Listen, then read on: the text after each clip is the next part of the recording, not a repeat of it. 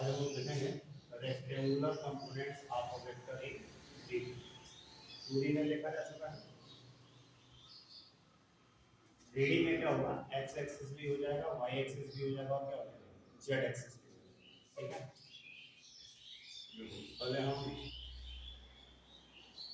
3D में 3D coordinates को axis को बनाते हैं।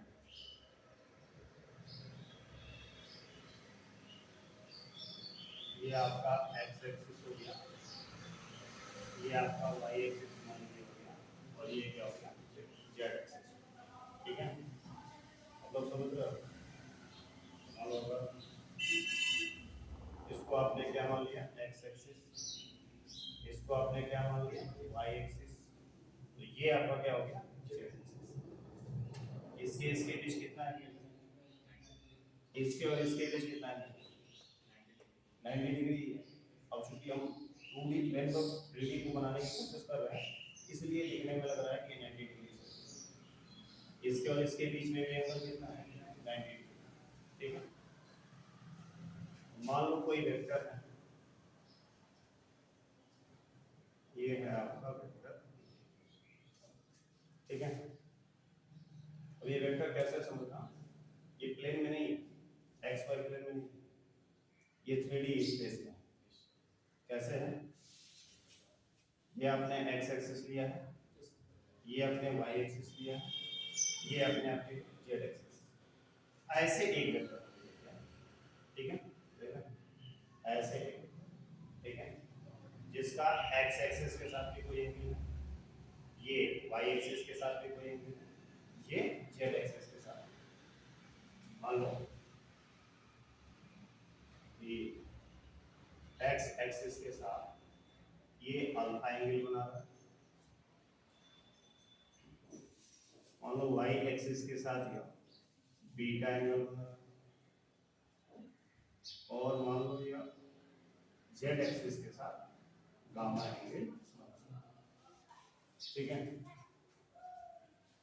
अब हम इसको क्या करेंगे, तीनों डायरेक्शन में इसके कंपोनेंट को, एक्स डायरेक्शन में भी, वाई डायरेक्शन में भी और जेड डायरेक्शन में। एक्स डायरेक्शन में मान लीजिए कि जो इसका कंपोनेंट है, ठीक है, उसको हम वेक्टर ए एक्स कर देंगे।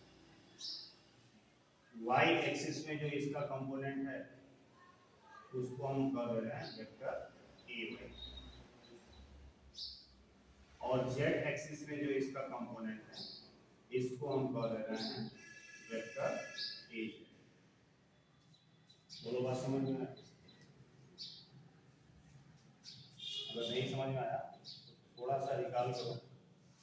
जब आप ये एक्स एक्सिस था, ये वाई एक्सिस था, ठीक है, यहाँ पर आपने क्या किया, एक वेक्टर ए लिया था, तो ये वेक्टर क्या था, ए एक्स, और यह वेक्टर क्या था, वेक्टर ए। ठीक है, अगर ये एंगल थीटा था, तो पहले तो हम इस वेक्टर ए को लिख सकते हैं इन दोनों का वेक्टर सम, लिख सकते हैं। ये आपने पढ़ लिया है, ये वेक्टर ए बराबर होगा vector A X plus vector ए। ठीक है, यहाँ बताओ कैसे लिख सकते हो, वेक्टर ए एक्स का मैग्नीट्यूड क्या होगा, ए क्या करो, ए, हाँ, और उसकी वैल्यू क्या आएगी, ए cos थीटा की ए sin थीटा, हाँ ए cos थीटा हो जाएगा। ठीक है ना, फिर यहाँ पर ध्यान दो, ये एक ट्रायंगल हमने बना दिया, ये क्या है, थीटा है, ये वेक्टर ए का मैग्नीट्यूड ए ले लिया, और ये वेक्टर ए एक्स का मैग्नीट्यूड क्या ले लिया, ए एक्स। ठीक है, तो ए एक्स की वैल्यू कैसे निकाल पाओगे, cos थीटा इक्वल टू क्या होगा, ए एक्स अपान ए एक्स अपान ए। अब यहाँ से बताओ ए एक्स बराबर क्या हो जाएगा, हाँ ए एक्स का हो जाएगा ए, ठीक है। ये बात आपको पहले ही बताया जाता कि अगर किसी वेक्टर का रेक्टेंगुलर कंपोनेंट निकालना है तो जिस कंपोनेंट के साथ थीटा एंगल बन रहा है उसका मैग्नीट्यूड ए cos थीटा होगा, ठीक है। आप उसके परपेंडिकुलर जो है उसका ए sin थीटा, ठीक है। इसका मैग्नीट्यूड कितना आएगा ए sin थीटा, ठीक है। तो वेक्टर ए एक्स को क्या लिख सकते हो, इसका मैग्नीट्यूड इनटू इसका डायरेक्शन। किसी वेक्टर को कैसे लिखा जा सकता है, उसका मैग्नीट्यूड इनटू उसका डायरेक्शन। तो इसका मैग्नीट्यूड हो गया क्या ए cos थीटा, हो गया इसका मैग्नीट्यूड।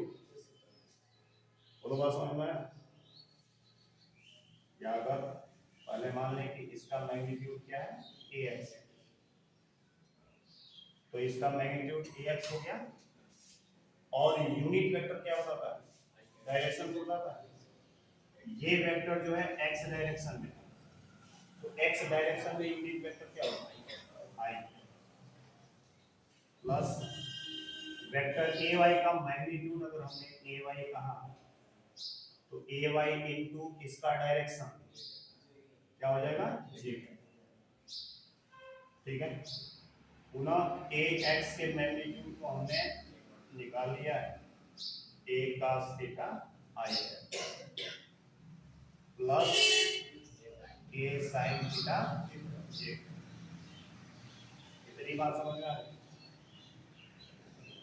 अच्छा, अगर वेक्टर ए का मैग्नीट्यूड यानी ए निकालना हो तो ये भी निकल गया, ये क्या है अंडर रूट ए एक्स का स्क्वायर प्लस ए वाई का स्क्वायर, इसका स्क्वायर प्लस इसका स्क्वायर बराबर इसका स्क्वायर, राइट एंगल ट्रायंगल, ठीक है।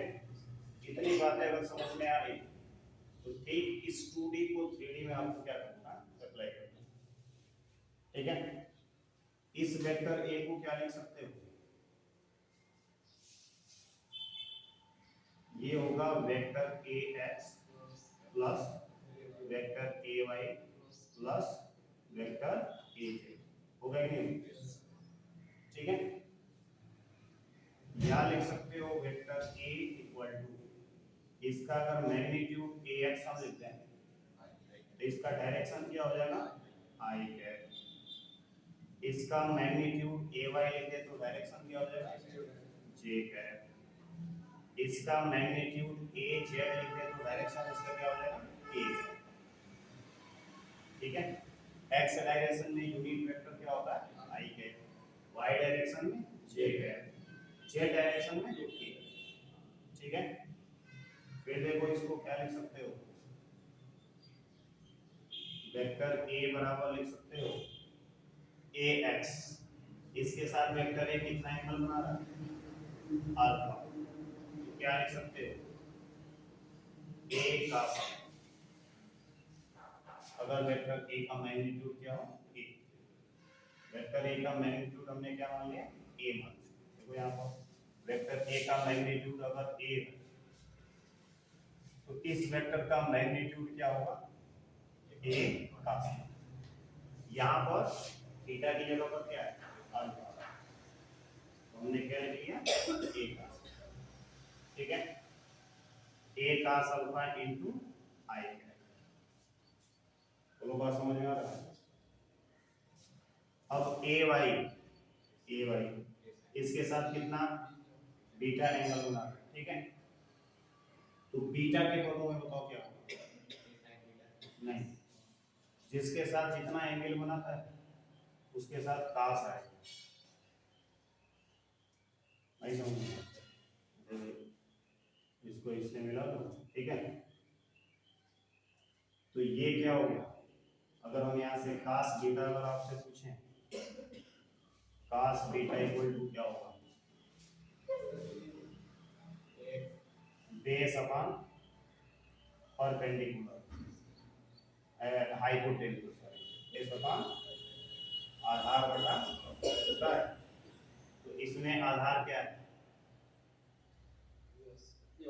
ए वाई है, तो ये हो गया cos beta equal to A Y upon ए।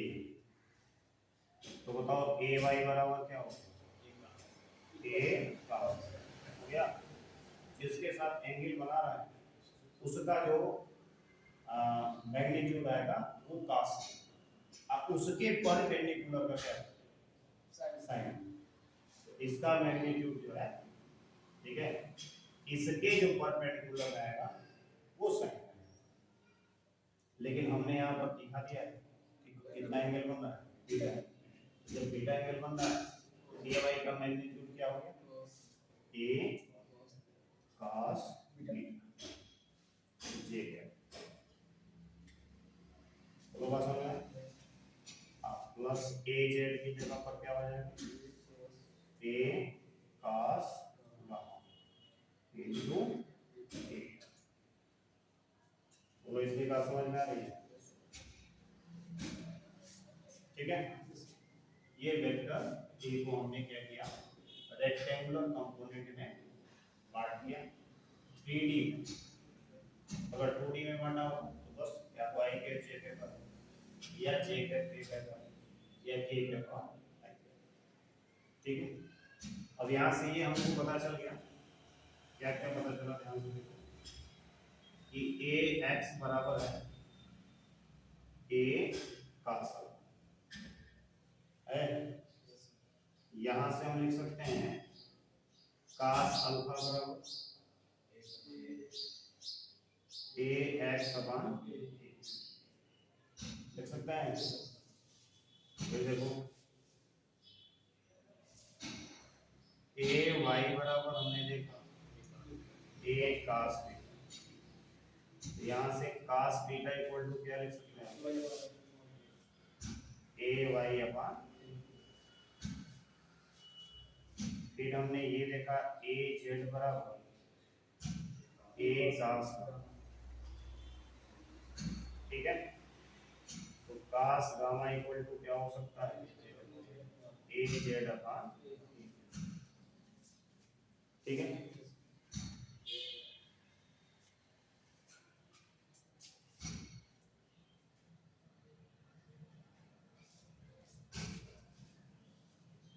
अब जरा महसूस कर बताओ कि जिस तरीके से आपने वेक्टर ए का मैग्नीट्यूड निकाला उसी तरीके से 3D में, ये 2D में निकाला, 3D में अगर वेक्टर ए का मैग्नीट्यूड पूछ दिया जाए ए बराबर क्या बताओ।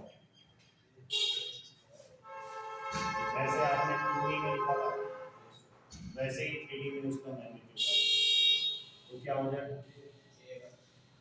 अंडर रूट ए एक्स का स्क्वायर प्लस ए वाई का स्क्वायर प्लस ए जेड। समझ में? अब बताओ जरा cos अल्फा cos बीटा और cos गामा की जगह पर क्या लिख सकते हैं, cos अल्फा इक्वल टू लिख सकते हो ए एक्स अपान अंडर रूट ए एक्स स्क्वायर प्लस ए वाई स्क्वायर प्लस ए जेड। इसी प्रकार से cos बीटा को लिख सकते हो, क्या लिख सकते हो, ए वाई अपान अंडर रूट ए एक्स स्क्वायर प्लस ए वाई स्क्वायर प्लस ए जेड। और इसी प्रकार से cos गामा को लिख सकते हो ए जेड अपान अंडर रूट ए एक्स स्क्वायर प्लस ए वाई स्क्वायर प्लस ए जेड, ठीक है। बात समझ में आ रही? अब इम्पोर्टेंट चीजें क्या क्या है ध्यान से सुनिए। वेक्टर ए को हम 3D के रेक्टेंगुलर कंपोनेंट में ऐसे रिप्रेजेंट कर सकते हैं, ठीक है। उसमें से आप ए एक्स का मैग्नीट्यूड और ए वाई का मैग्नीट्यूड और ए जेड का मैग्नीट्यूड देख रहे हो कैसे निकलेगा, एक्सिस के साथ बने हुए एंगल के हिसाब से, ठीक है। आप इन एंगल की वैल्यू कैसे निकाल सकते हो, अगर cos अल्फा निकालना है, ठीक है, तो x डायरेक्शन में कंपोनेंट का मैग्नीट्यूड अपॉन वेक्टर a का मैग्नीट्यूड। अगर cos बीटा निकालना है तो y डायरेक्शन में कंपोनेंट का मैग्नीट्यूड अपॉन वेक्टर a का मैग्नीट्यूड। cos गामा निकालना है तो z डायरेक्शन में कंपोनेंट का मैग्नीट्यूड अपॉन वेक्टर a का मैग्नीट्यूड। वेक्टर a का मैग्नीट्यूड कैसे निकाल सकते हैं? ठीक है, under root ax square plus ay square plus az। ठीक है, ऐसे निकालने के बाद cos अल्फा cos बीटा और cos गामा की वैल्यू क्या कर सकते हो, निकाल सकते हो। इसको हम क्रमशः l m और n से भी डिनोट करते हैं। ठीक है, cos alpha cos beta cos gamma को हम l m और n से भी डिनोट करते हैं और इनको डायरेक्शन कोसाइन बोला जाता है। cos alpha cos beta cos gamma या l m और n को क्या बोला जाता है? डायरेक्शन कोसाइन कहा जाता है। क्या कहा जाता है? Direction cosine.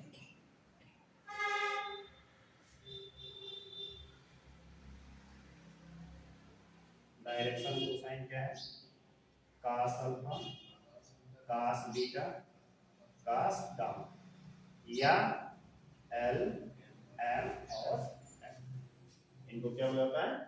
Direction cosine. Vector का क्या कहा जाता है? Direction cosine. बोलो बात समझ में? डायरेक्शन कोसाइन, इन तीनों डायरेक्शन कोसाइन के बीच में एक बहुत ही बेहतरीन रिलेशनशिप है। अगर इन तीनों का स्क्वायर करके अगर आपस में जोड़ो, क्या करो? तीनों का स्क्वायर करके आपस में जोड़ो तो इसकी वैल्यू 1 है, यानी cos square alpha plus cos square beta plus cos square gamma equal to 1। या ऐसे करो l square plus n square plus n square equal to क्या होगा? 1। बात समझ में आ रही है? इसको बड़े आसानी से प्रूव कर सकते हो। देखो cos स्क्वायर अल्फा बराबर क्या हो जाएगा? ax का स्क्वायर और ये अंडर रूट खत्म हो जाएगा ax square plus a square plus, ठीक है। cos स्क्वायर बीटा बराबर क्या होगा? ay का स्क्वायर नीचे अंडर रूट खत्म, cos square gamma az square नीचे ये अंडर रूट खत्म। अब तीनों को जोड़ोगे तो तीनों में नीचे क्या आ रहा है? ax square plus a square plus az square, ठीक है। तो ऊपर वाला तीनों क्या हो जाएगा? जुड़ जाएगा, आ जाएगा ax square plus ay square plus az, क्या आ गया? वाला गेम नहीं है। बात समझ में? इसको प्रूव कर सकते हो खुद ही से, l square m square plus l square plus n square plus n square equal to 1। सारी चीजें समझ में, कोई दिक्कत इसमें?